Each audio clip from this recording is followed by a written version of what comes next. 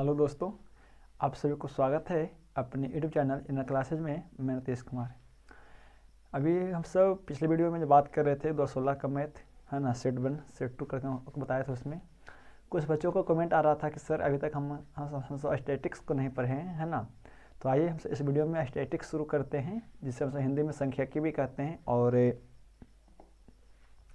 हम सब संख्यिकी में सबसे पहले पढ़ेंगे माध्य। माध्य क्या होता है, माध्य हम सब कैसे निकालते हैं, माध्य निकालने की क्या क्या विधियाँ होती है, ठीक है।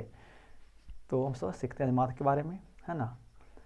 यदि हम सबसे पहले माध्य की बात करें तो माध्य को यदि हम परिभाषित कर सकते हैं तो माध्य क्या है ना, माध्य एक औसत निकालने का एक विधि है, ठीक है। यानी हम सब क्या कह सकते हैं कि औसत निकालने की विधि को हम सब माध्य कहते हैं, ठीक है। मान लीजिए कि कोई आप जैसे क्लास 10th में या इंटर में आप एग्ज़ाम दीजिएगा। मान लीजिए कि आपके पास 5 विषय का नंबर है आपके पास कुछ प्रकार इस प्रकार से, ठीक है। जिसको जोड़ने पर मान लीजिए कि 297 नंबर आता है, ठीक है। ऐसा मान लीजिए कि आपके पास से 5 विषय में टोटल जो 5 विषय का जो नंबर आया मैट्रिक में कितना आया, 297, ठीक है। यदि आपको पूछा कि इस 297 का एवरेज निकालिए यानी औसत निकालिए, तो क्या करेंगे, तो कम से कम क्या करते हैं ना कि जितना नंबर आया, ठीक है, और बटा जितना विषय में आया ना, हम सो से क्या करते हैं, डिवाइड कर देते हैं। यानी इस प्रकार से 297 नंबर आया टोटल, और ये कितना में आया, ये 5 विषय में आया। तो जो भी आप भाग लगाएंगे ना, और जो भाग लगाने के बाद जो भी आपको मिलेगा इस प्रकार से, ठीक है, इस प्रकार से जो भी आपको मिल जाता है, ये कितना मिल गया आपको 59.4, ठीक है। तो हम सब इसे क्या कहते हैं, एवरेज कहते हैं। मतलब हमें इतना नंबर टोटल मिला और 5 विषय में मिला, ये उसका क्या है, एवरेज है। तो उसका क्या कह सकते हैं कि माध्य क्या है, तो माध्य एक औसत निकालने की विधि है, हम सब उसे माध्य कहते हैं। हाँ, एक बात होती है, कभी सवाल पूछता भी है कि मतलब माध्य कितना प्रकार से निकालते हैं ना। तो आइए से देखते हैं कि माध्य को कितना प्रकार से निकाला जाता है, उसके बारे में देखते हैं, ठीक है। थोड़ा स्याही देखते हैं, भर लेते हैं, थोड़ा स्याही नहीं उग रहा है, ठीक है।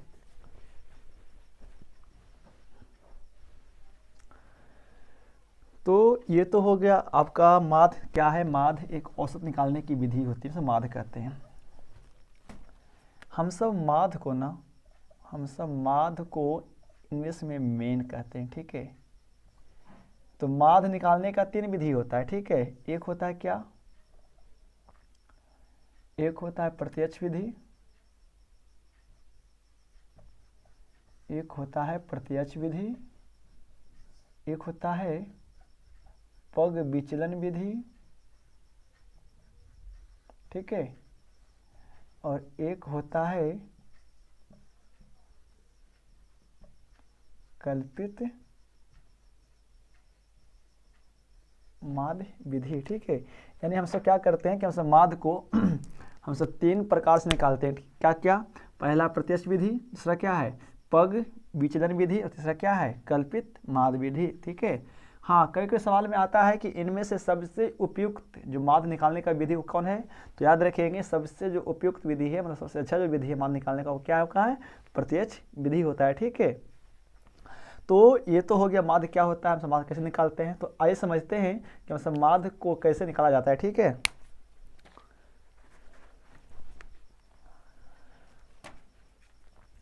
मान लीजिए कि आपके पास कोई इस प्रकार से आंकड़ा दिया गया, ठीक है।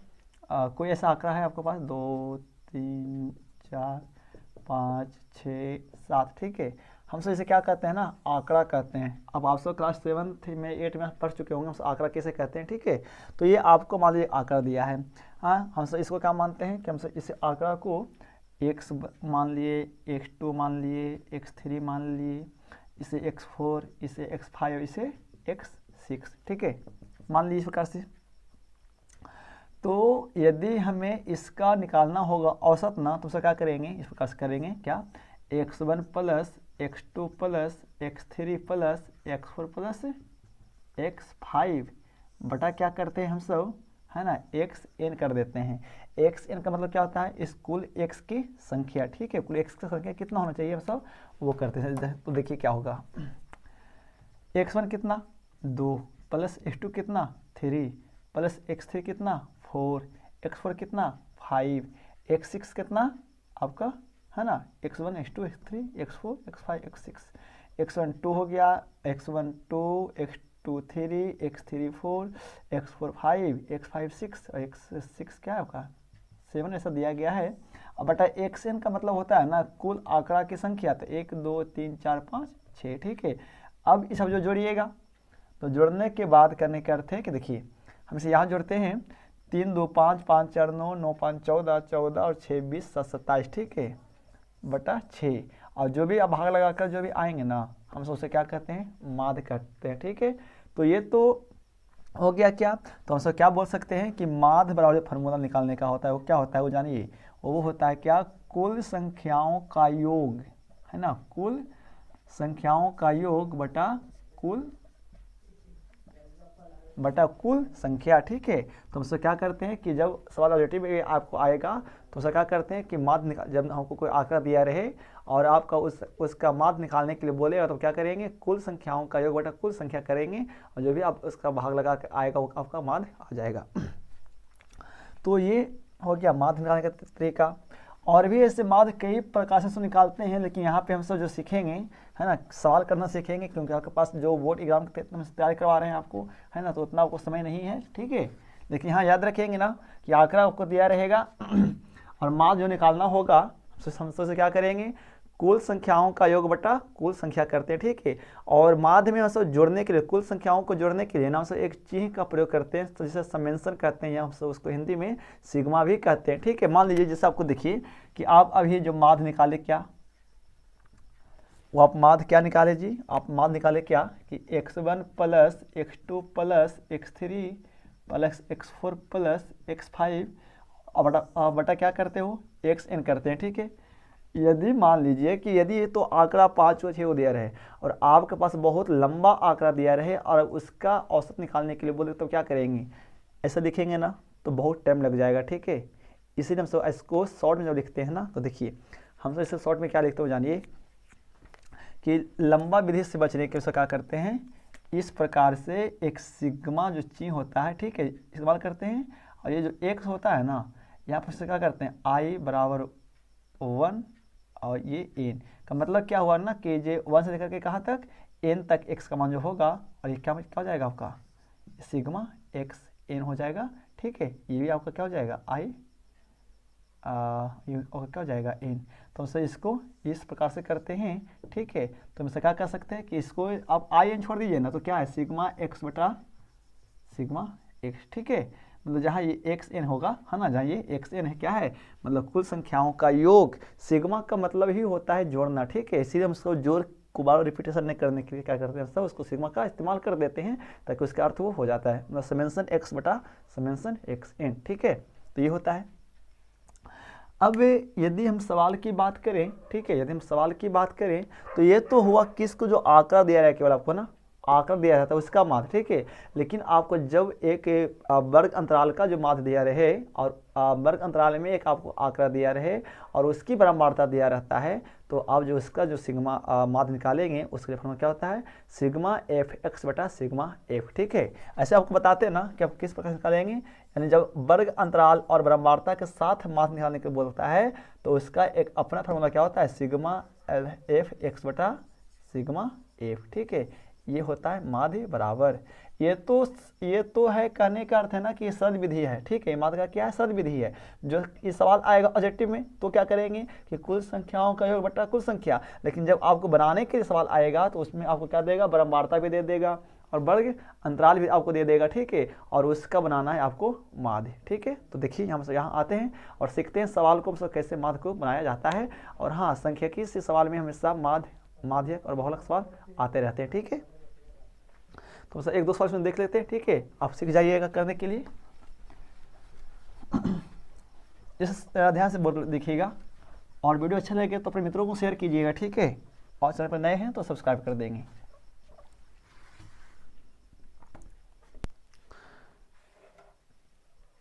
एक संख्या क्या है, हम आपको सवाल जो करा रहे हैं कहता है कि निम्नलिखित आंकड़े का क्या करें, निम्नलिखित आंकड़े का माध्य ज्ञात करें, ठीक है। यानी एक आंकड़ा आपको दिया गया, ठीक है। तो देखिए यानी एक आंकड़ा जो है ना वो आंकड़ा दिया गया है, इसको बोलते हैं क्या बोलते हैं, चर। और ये क्या होता है, बारंबारता। बारंबारता का मतलब क्या होता है? बारंबारता का मतलब होता है जो संख्या बार बार आता है ना, और हम इसे क्या कहते हैं अंग्रेजी में? फ्रीक्वेंसी कहते हैं, ठीक है। तो ये आपको एक चर को क्या लिखते हैं? एक्स लिखते हैं। तो चर और एक आपको बारंबारता दिया है, ठीक है, और उसका क्या करना है? माध्य निकालना है। देखिए क्या है, जो जो आपका जो x का मान दिया है ना वो 10 है, 15 है ना, 15 है, और क्या है 20 है, और ये 35 है, वो 20 25 है, सॉरी 25 है,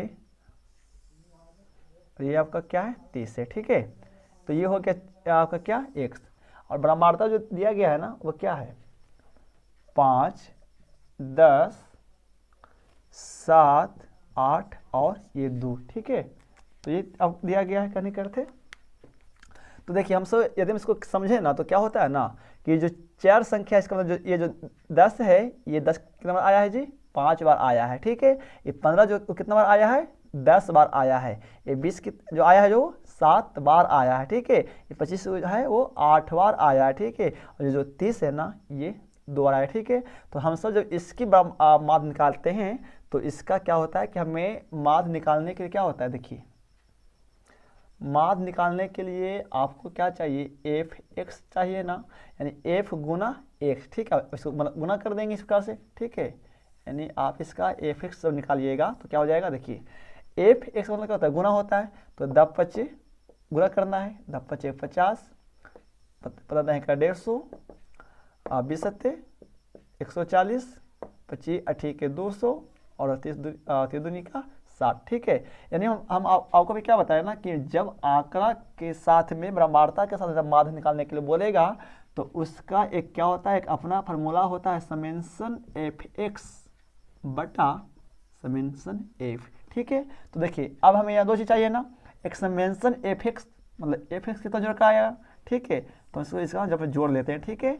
इससे हम क्या करते हैं? एफ एक्स को यहाँ पर जोड़ते हैं, ठीक है। जोड़िए 50, 150, 200, 200, 200, 400, 400, 540 और ये 600, कितना आ जाएगा? ये आपका 600 आ जाएगा, ठीक है। और फिर आपको क्या चाहिए? सिग्मा एफ चाहिए ना, यानी आप बारंबारता को भी क्या करते हैं? जोड़ते हैं ना। तो 10 5 15, 15 7 22, 22 8 30, 30 2 32, ठीक है।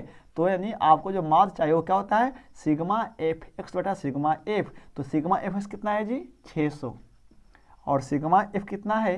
ये 32, ठीक है। भाग लगाइएगा तो क्या कट जाएगा? ये आपका कटेगा क्या? 15 चौ 60, 8 चौ 32, कितना आ गया? इतना बट्टा 8। अब भाग लगा कर देखिए ना, ठीक है। आप इसको भाग लगा कर देख लीजिए। तो एक बार में 8 उतरेगा, 8 7 15 0, 8 8 64, 8 8 64, 6.0 उतरेगा, 8 7 56 4 5, कितना आ गया जी? 18.75, ठीक है। तो यही जो आता है ना ये क्या कहलाता है? इस आंकड़ा का ये क्या है? एक औसत है, मतलब ये आपका माध्य होता है, ठीक है। तो आप इस प्रकार से माध्य को निकाल सकते हैं। कब? जब ये केवल चर संख्या और बारंबारता दिया रहेगा तब। लेकिन आपको ये चर संख्या ना दे करके यदि आपको वर्ग अंतराल दे दे तो आप उसको कैसे निकालेंगे माध्य, आइए तो सीखते हैं उसको, ठीक है। और आप इस आधार पे बोर्ड में कर सकते हैं। तो आप इसका स्क्रीनशॉट लीजिए, है ना।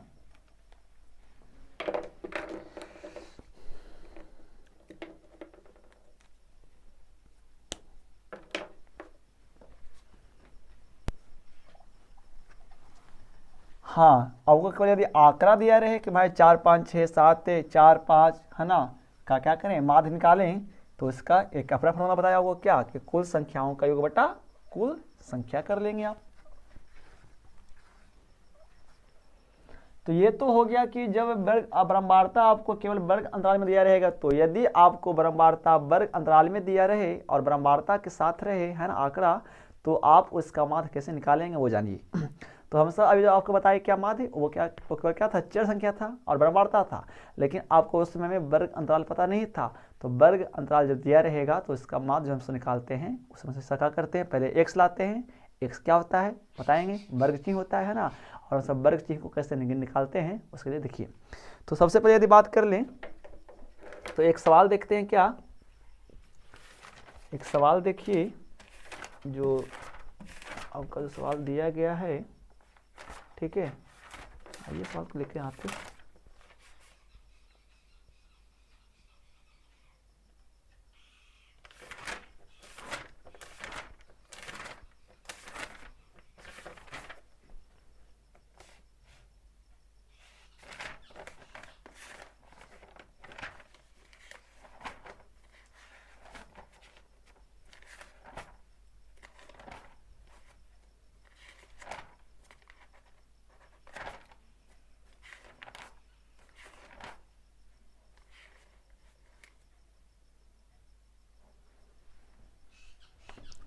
देखिए एक आंकड़ा आपको दिया है क्या, एक आपको वर्ग अंतराल दिया है, ठीक है।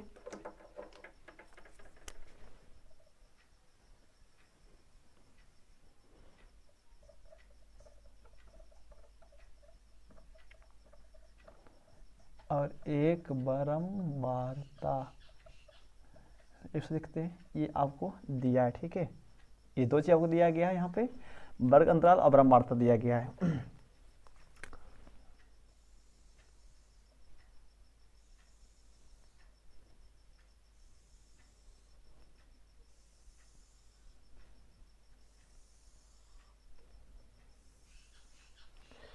दिया है क्या, 0 से 20, 20 से 40, 40 से 60, 40 से 60, 60 से 80 और 80 से 100, ठीक है। ये आपको दिया गया है। चलिए, और जो बारंबारता दिया है ना, वो बारंबारता को क्या दिया है, 5, 6, ठीक है, 6, 16, 22 और 11, ठीक है। तो इसका क्या करना है कि इसका आपको मान निकालना है, ठीक है। तो आइए देखते हैं इसका मान कैसे निकालते हैं। देखिए, तो देखिए हमें वर्ग अंतराल और बारंबारता जब मालूम रहता है ना, तो हम सबसे पहले क्या करते हैं, हमको चर संख्या चाहिए, यानी चर का मतलब क्या होता है, x, है ना। और जिसे हम सब यहाँ पे क्या बोलते हैं, वर्ग चिन्ह बोलते हैं। देखेंगे इसको x लाना पड़ता है, तो मतलब वर्ग चिन्ह, उसे x को क्या बोलते हैं, वर्ग चिन्ह बोलते हैं ना। तो वर्ग चिन्ह निकलता कैसे, वो जानिए। वर्ग चिन्ह निकालने का एक फॉर्मूला क्या होता है कि वर्ग अंतराल का क्या, निचली सीमा प्लस ऊपरी सीमा बटा 2, ठीक है। तो अब वर्ग चिन्ह में ये निचली सीमा क्या होता है और ऊपरी सीमा क्या होता है, वो जानिए। हम सब वर्ग चिन्ह में क्या होता है ना कि हम सब इसको बोलते हैं अंग्रेजी में क्या, है ना, लोअर लिमिट और प्लस अपर लिमिट, ठीक है। जैसे देखिए यहाँ पे मान लीजिए कि ये आंकड़ा एक दिया है, ठीक है ना, ये एक वर्ग अंतराल है। तो इसमें जो ये जो संख्या होगा ना, ये क्या होगा, आपका वर्ग अंतराल का कौन सीमा, निचली सीमा, और ये क्या होगा आपका वर्ग अंतराल का ऊपरी सीमा, ठीक है। तो क्या करते हैं सब वर्ग चिन्ह, हम जब वर्ग चिन्ह लाते हैं ना, ये दोनों को जोड़ करके दो से भागा लगाते हैं। तो देखेंगे यदि हमको x लाना है तो क्या आ जाएगा, 0 + 20 तो कितना, 20 और बटा 2 कितना, 10 दूनी का 20, वो x कितना आ जाएगा, 10, ठीक है। अब यहाँ जोड़िए निचली सीमा प्लस ऊपरी सीमा, ठीक है। ये माइनस नहीं होता, मतलब अंतर है, ठीक है। 20 से 40, 40 से 60, 60 से 80, 80 से और 100, तो ये क्या है, 20 से 40, तो 20, 40 कितना, 60, और भागा करिए 2 से कितना, 3 दूनी का 60, 30 निकलेगा। मतलब दोनों को जोड़ करके 2 से जब भागा लगाएंगे ना, और जितना जो आपका आएगा वो आपका क्या हो जाएगा, x हो जाता है, ठीक है। तो 40 और 60 100, और बाटा क्या करिए, 2 करिए तो कितना, 50 दूनी के 100, सॉरी 80 है, 80 है ना, 80 और 60 क्या होता है, 140, और बटा 2 करेंगे तो क्या हो जाएगा, 70, 100 और 80, 180 और बटा 2 करेंगे तो क्या हो जाएगा, 90। चीज मिल गया।